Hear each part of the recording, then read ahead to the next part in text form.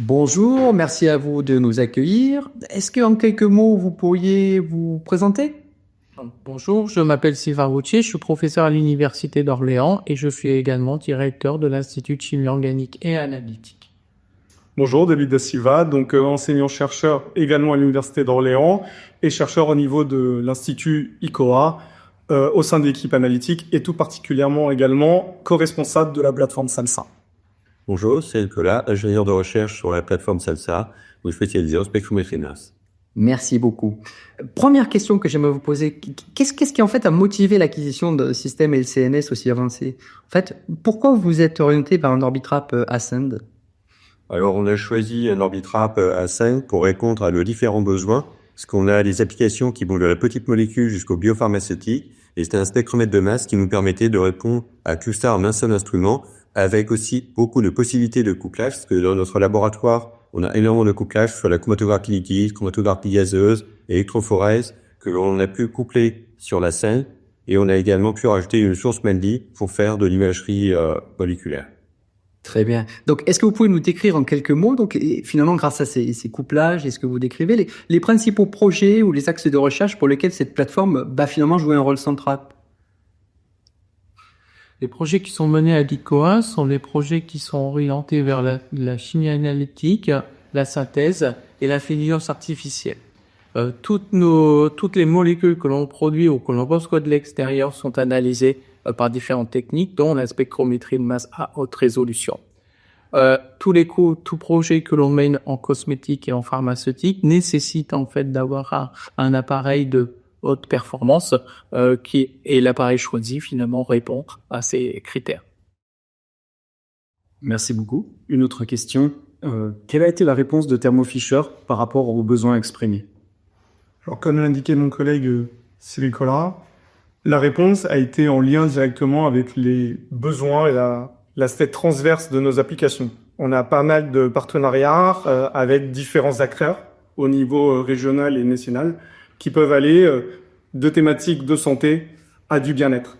Et pour répondre à ces problématiques et à ces analyses d'échantillons, effectivement, la réponse qui a été donnée à ces demandes a été la configuration particulière que l'on a pu avoir aujourd'hui. Configuration complètement singulière parce qu'elle nous permettra effectivement de coupler à la fois de la chromatographie en phase gazeuse, de la ZipChip qui est un système électrophorétique, de la MALDI pour avoir un accès à une nouvelle offre de services autour de l'imagerie par spectrométrie de masse et bien évidemment différents types de couplage LC pour des analyses très larges de molécules naturelles mais également thérapeutiques. Merci beaucoup pour la réponse. Effectivement, on a bien compris que la configuration à installer était particulièrement complète. Vous avez parlé d'AP-MALDI, d'électrophorèse, de chromatographie liquide gazeuse. C'est vraiment très impressionnant en termes de configuration. Donc, quelles capacités nouvelles concrètement ça va vous apporter demain pour traiter ces nouveaux projets ou pour étendre votre offre analytique? Alors cet appareil, je lui fais déjà de cette possibilité d'avoir une ultra haute résolution qui permet, quand on arrive sur un inconnu, de pouvoir le caractériser par une très grande résolution isotopique. Ensuite, la versatilité des analyses possibles.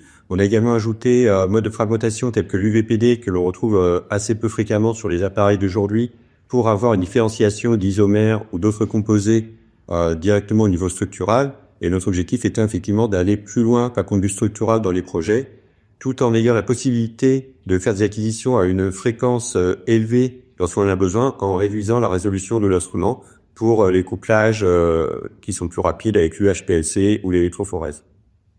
Merci beaucoup. Donc, on se rend bien compte que c'est un projet d'investissement important pour l'ICOA. On a par rapport à ça, j'imagine aussi des attentes. Donc moi, la question que j'aimerais aussi vous poser, c'est finalement ce nouvel équipement, en quoi est-ce qu'il va renforcer la position, l'attractivité en fait scientifique de l'ICOA sur la scène française, européenne, voire internationale? Alors vous avez tout à fait raison de le souligner. Donc ce projet, c'est un projet financé par l'État, la région et le FEDER, puisque ce projet qui nous a permis d'acquérir l'équipement Thermo Fisher, ça a été un appel d'offres avec une concurrence multi-entreprises, et nous avons choisi donc cet équipement parce que c'est celui qui était le plus performant et qui répondait pour plus de possibilités par rapport à un cahier des charges établie. Les financements FEDER sont obtenus grâce au partenariat de différentes entreprises. Donc, on peut citer ici Starlight, Ring Pharma, Nucléocine, Maxaf et Shiseido, qui sont les partenaires R&D de ce projet, en plus des partenaires académiques qui sont à peu près et industriels qui sont à l'ICOA et qui sont à peu près une centaine à ce jour. L'objectif, bien sûr, c'est d'augmenter en fait cette capacité de répondre à des problématiques et à des défis de chimie via la spectrométrie de masse. Et il nous a semblé pertinent donc de choisir cet appareil Thermo Fisher pour répondre à l'ensemble de ces besoins. Ils vont nous permettre de répondre à des défis tant dans le design que dans la synthèse, la caractérisation, l'extraction de substances biologiques proactives en allant de la petite molécule jusqu'à la biomolécule. Et ça, pour nous, cette gamme de travail est extrêmement importante pour relever, en fait, toutes les modalités à la fois cosmétiques et pharmaceutiques qui verront le jour, soit dans des principes actifs, soit dans des formulations, au profit, bien sûr, du bien-être des gens. Merci pour cette réponse complète. Est-ce que vous pourriez nous donner un petit peu plus d'informations sur le type de résultats et de performance que vous espérez désormais atteindre et qui étaient un petit peu plus difficiles auparavant? Du fait d'avoir une technologie de type Orbis-Rab, on peut atteindre une ultra haute résolution qui, sur un composé inconnu, permet de lever le doute sur la composition élémentaire d'une molécule. On peut aussi avoir une meilleure caractérisation structurale de par la diversité des modes de fragmentation, parce qu'on a à la fois le mode HTD, le mode CID, le mode QVPD, qui apportent des informations complémentaires, et la trapinière qui est sur le tripri permet également de faire au niveau structural de savoir si les fragmentations sont consécutives ou compétitives, et donc d'avoir plus d'informations à ce sujet-là.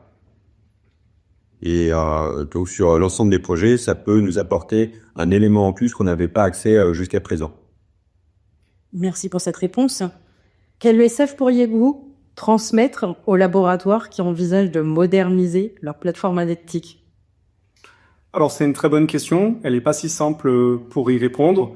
En tout cas, à titre personnel, au sein de l'ICOA et de la plateforme Salsa, le design de la recherche de gaps technologiques s'est fait sur un temps continu et progressif.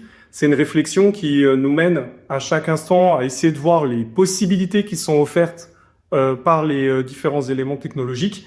Et pour nous, en fait, c'est le conseil, c'est de faire de la veille technologie, c'est d'essayer de mesurer les gaps et les possibilités, les perspectives. Donc, comme elles étaient ici indiquées, elles sont importantes dans un volet recherche-partenariat. Et donc, bien évidemment, on a la chance d'avoir des développements technologiques chaque année par les fournisseurs et en particulier sur les configurations comme celle qu'on a obtenue par Thermo Fisher. Cette approche-là doit être dynamique, bien évidemment, mais elle doit être aussi liée à une forme de pédagogie. Il ne faut pas oublier la formation des chercheurs, la formation des étudiants, la formation des entreprises et cet accompagnement-là. Et donc, ça passe effectivement par ces gaps technologiques et ces offres qui sont proposées. Merci beaucoup. Donc, on tient absolument à vous remercier au nom de toute l'équipe Thermo Fisher de la confiance que vous nous avez témoignée en nous sélectionnant sur cet appel d'offres. On vous souhaite en tout cas plein de super belles aventures analytiques avec ce nouvel équipement et compte tenu de la créativité ici à l'ICOA, on ne doute pas que vous allez faire des superbes choses avec ce bel équipement. Merci encore pour votre confiance. Merci pour votre temps aujourd'hui. Et on vous souhaite plein de réussite avec ce beau spectromètre et avec tous les couplages associés dans les mois, les années et les décennies à venir. Merci.